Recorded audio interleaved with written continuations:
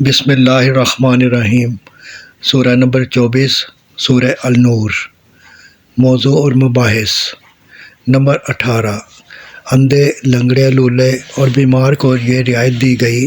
کہ وہ کھانے کی کوئی چیز کسی کے ہاں سے بلا اجازت کھا لے تو اس کا شمار چوری اور خیانت میں نہ ہوگا، اس پر کوئی گرفت نہ کی جائے۔ نمبر 19، قریبی عزیزوں اور بے تکلف دوستوں کو یہ حق دیا گیا کہ وہ ایک دوسرے کے ہاں بلا اجازت بھی کھا سکتے ہیں، اور یہ ایسا ہی ہے جیسے وہ اپنے گھر میں کھا سکتے ہیں۔ اس طرح معاشرے کے افراد کو ایک دوسرے سے قریب تر کر دیا گیا اور ان کے درمیان سے بیگانگی کے پردے ہٹا دیے گئے تاکہ آپس کی محبت بڑھے اور باہمی اخلاص کے رابطے ان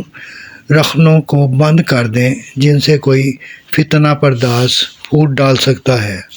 ان ہدایات کے ساتھ ساتھ منافقین اور مومنین کی وہ کھلی کھلی علامتیں بیان کر دی گئیں جن سے ہر مسلمان یہ جان سکے کہ معاشرے میں مخلص اہل ایمان کون لوگ ہیں اور منافق کون۔ دوسری طرف مسلمانوں کے جماعتی نظم و ضبط کو اور کس دیا گیا اور اس کے لیے چند مزید ضابطے بنا دیے گئے تاکہ وہ طاقت اور زیادہ مضبوط ہو جائے، جس سے غیظ کھا کر کفار و منافقین فساد انگیزیاں کر رہے تھے۔ اس تمام بحث میں نمایاں چیز دیکھنے کی یہ ہے کہ پوری سورہ نور اس تلخی سے خالی ہے جو شرمناک اور بیہودہ حملوں کے جواب میں پیدا ہوا کرتی ہے۔ ایک طرف ان حالات کو دیکھیے جن میں یہ صورت نازل ہوئی ہے اور دوسری طرف صورت کے مضامین اور انداز کلام کو دیکھیے۔ اس قدر اشتعال انگیز صورتحال میں کیسے ٹھنڈے طریقے سے قانون سازی کی جا رہی ہے، مصلحانہ احکام دیے جا رہے ہیں، حکیمانہ ہدایت دی جا رہی ہے اور تعلیم و نصیحت کا حق ادا کیا جا رہا ہے۔ اس سے صرف یہی سبق نہیں ملتا کہ ہم کو فتنوں کے مقابلے میں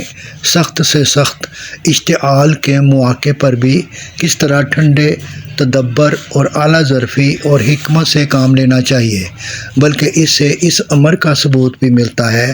یہ کلام محمد صلی اللہ علیہ وآلہ وسلم کا اپنا تصنیف کردہ نہیں ہے، کسی ایسی ہستی ہی کا نازل کیا ہوا ہے جو بہت بلند مقام سے انسانی حالات اور معاملات کا مشاہدہ کر رہی ہے اور اپنی ذات میں ان حالات و معاملات سے غیر متاثر رہ کر خالص ہدایت و رہنمائی کا منصب ادا کر رہی ہے۔ اگر یہ حضرت صلی اللہ علیہ وآلہ وسلم کا اپنا کلام ہوتا تو آپ کی انتہائی بلند نظری کے باوجود